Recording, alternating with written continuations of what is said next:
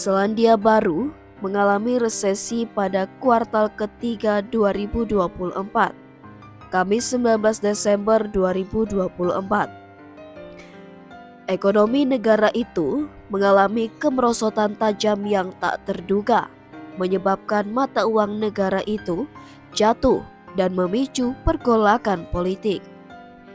Resesi merupakan kondisi ketika perekonomian suatu negara mengalami penurunan dalam jangka waktu yang cukup lama, 2 kuartal berturut-turut atau lebih.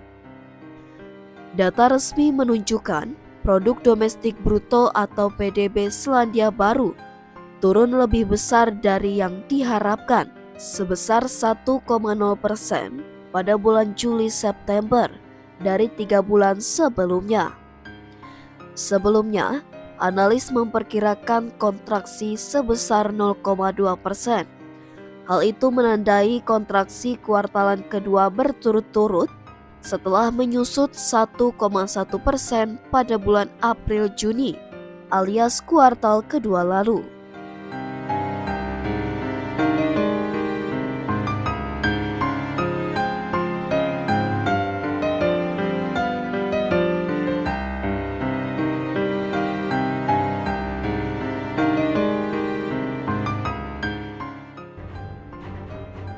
New Zealand resmi mengalami resesi teknis pada Kamis waktu setempat. PDB negara itu turun 0,1% pada kuartal pertama 2023 setelah bank sentralnya memulai salah satu siklus kenaikan suku bunga paling agresif di dunia.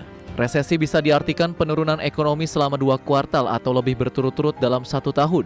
Di kuartal terakhir 2022, New Zealand melaporkan penurunan 0,7%. Adapun industri primer di New Zealand menyusut 0,5% dipimpin oleh perlambatan di sektor pertanian, kehutanan, dan perikanan. Sektor produksi barang memberikan kontribusi sebesar 0,4%, sebagian besar disebabkan oleh penurunan manufaktur yang turun 1,19%.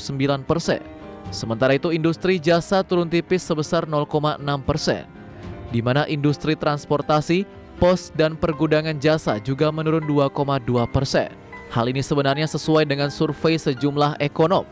Secara tahunan, ekonomi New Zealand tumbuh 2,9% pada kuartal 1.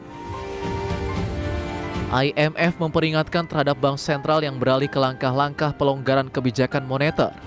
Lembaga itu menyebut Wellington harus membiarkan pintu terbuka untuk kenaikan suku bunga lebih lanjut. IMF menyoroti permintaan yang kembali meningkat termasuk karena konsolidasi fiskal yang tidak mencukupi dan inflasi yang terhenti di atas target akan meminta pengetatan kebijakan moneter lebih lanjut. Berbagai sumber IDX Channel. Resmi menunjukkan produk domestik bruto Selandia Baru turun lebih besar dari yang diharapkan sebesar 1% pada bulan Juli, September, dan 3 bulan sebelumnya. Di mana analis memperkirakan kontraksi sebesar 0,2% dan hal itu menandai kontraksi kuartalan kedua berturut-turut setelah menyusut 1,1% pada bulan April, Juni alias kuartal kedua lalu.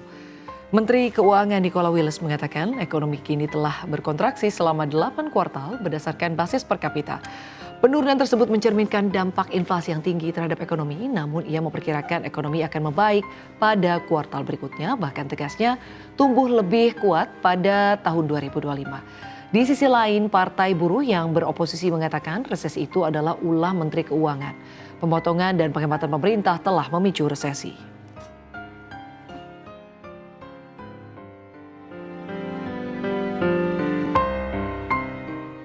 Tanpa menghitung penurunan ekonomi selama pandemi COVID-19, ekonomi Selandia Baru telah membukukan periode 6 bulan terlemah sejak 1991. Pelemahan mungkin masih akan terjadi di kuartal terakhir 2024.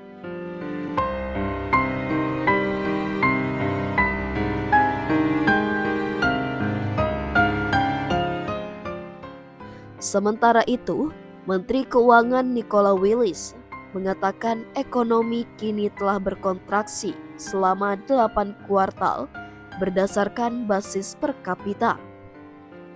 Penurunan tersebut mencerminkan dampak inflasi yang tinggi terhadap ekonomi. Namun, ia memperkirakan ekonomi akan membaik pada kuartal berikutnya.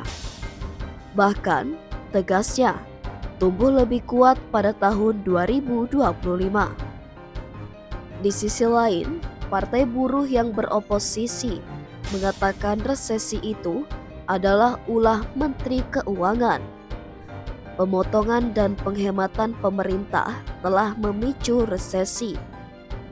Mengutip Trading Economic, penurunan besar pada kuartal Juni dan September adalah penurunan triwulan terbesar sejak akhir 2021 pada puncak pandemi dan karantina wilayah. Tekanan penurunan utama datang dari manufaktur, yakni minus 2,6% versus 1,3% pada Q2. Layanan bisnis, yakni minus 1,5% versus minus 0,7% pada Q2, dan konstruksi, yakni minus 2,8% versus minus 1,6% pada Q2. Namun, kontribusi positif datang dari layanan penyewaan, perekrutan, dan real estate, yakni plus 1,0% versus minus 0,1% pada Q2, dan pertanian, kehutanan, dan perikanan, yakni plus 1,4% versus plus 0,3% pada Q2.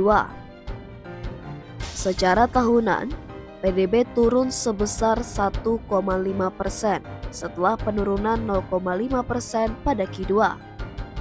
Perlu diketahui, Selandia Baru termasuk dalam negara maju dengan tingkat pertumbuhan ekonomi menyaingi Eropa Selatan dalam beberapa hal.